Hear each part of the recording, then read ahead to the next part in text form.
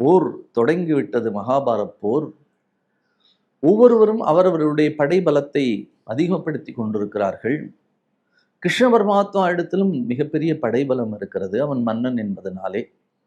துரியோதனனுக்கும் அவரிடத்திலே போய் படையை கேட்க வேண்டும் என்ற ஆசை, அர்ஜுனனுக்கும் ஆசை.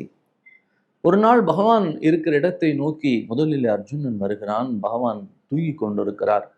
ஆகையினாலே அவர் பாதத்திலே அருகிலே உட்கார்ந்து கொண்டு பகவானை பிரார்த்தித்துக் கொண்டிருக்கிறான்.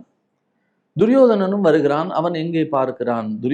அர்ஜுனன் பாதத்தின் அருகில் உட்கார்ந்து இருக்கிறான். நாம் போய் பாதத்திலே உட்காருவதா? காலுக்கு கீழே ஒரு சக்கரவர்த்தி உட்காரலாமா என்று சொல்லி பகவான் தலைக்கு மேலே போய் உட்கார்ந்து கொண்டார்.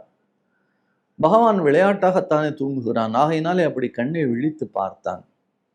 பார்த்த உடனே நாம் கண் விழித்தால் முதலில் பாதத்தை தானே பார்க்க முடியும். பாதத்தின் பக்கம் தானே நாம் கண்ணை திருப்புவோம். ஆகையினாலே அர்ஜுனா வா எப்பொழுது வந்தாய் என்று கேட்கிறான். துரியோதன என்று சிறுமினான். அப்படி சிறுமிய உடனே துரியோதனன் சிறுமியதை கேட்டோ, துரியோதன் நீ எப்பொழுது வந்தாய் என்று கேட்டார் பகவான். ஓ, நானும் வந்து விட்டேன், அப்பொழுதே வந்து விட்டேன் என்று சொன்னார்.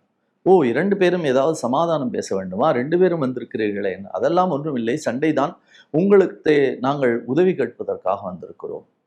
முதலிலே வந்தவரை கேட்பதா அல்லது நான் கேட்பதா என்பதை நீங்கள் முடிவு செய்யுங்கள். அர்ஜுனன் சொன்னான் பணிவோடு பகவானை வணங்கி, பகவானே, அவர்தான் எப்படி இருந்தாலும் மூத்தவர், அவரே கேட்டுக்கொள்ளட்டும், பிறகு நான் கேட்கிறேன் என்று சொன்னான். துரியோதனன் சொன்னான், நீங்கள் எப்படி எங்களுக்கு உதவி செய்ய போகிறீர்கள் என்று சொல்லி. பகவான் சொன்னான், 2ஆக நான் பிரிக்கிறேன். ஒன்று ஆயுதம் எடுக்காத நான், மற்றொன்று என்னுடைய மிகப்பெரிய படை. அது யானைப்படை, குதிரைப்படை, காலாட்படை, தேர்ப்படை எல்லாம் சேர்ந்திருக்க படை ஒரு பக்கம்.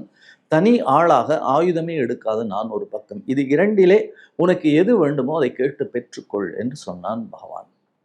துரியோதன் யோசிக்கிறான், ஆயுதமே எடுக்காத கிருஷ்ணன் எதற்கு? படைதான் இத்தனை உயர்ந்த படை இருக்கிறது. ஆகையினாலே அவன் சொன்னான், பகவானே, உன்னிடத்திலே நான் படையே பெற்றுக்கொள்கிறேன், உன் படைகளை எல்லாம் எனக்கு அனுப்பிவிடு. பகவான் சிரித்து கொண்டே, சரி துரியோதனா, அப்படியே எடுத்துக்கொள். அர்ஜுனனை பார்த்து, உனக்கு எதுவும் ஆட்சேபனை இல்லையே என்று கண்ணன் கேட்டான். அர்ஜுனன் வணங்கி சொன்னான், பகவானே, ஆயுதமே எடுக்காவிட்டாலும் கூட நீங்கள் எங்களோடு இருந்தால் போதும், நீங்கள் தான் எங்களுக்கு வேண்டும் என்று கேட்டான். ஆயுதமே எடுக்காத பகவானை கேட்டு பெற்ற அர்ஜுனன் தான் வெற்றி பெற்றான் என்பது உலகம் அறிந்த வரலாறு. ஏனென்றால் அவன் மூலத்தை பற்றி கொண்டான்.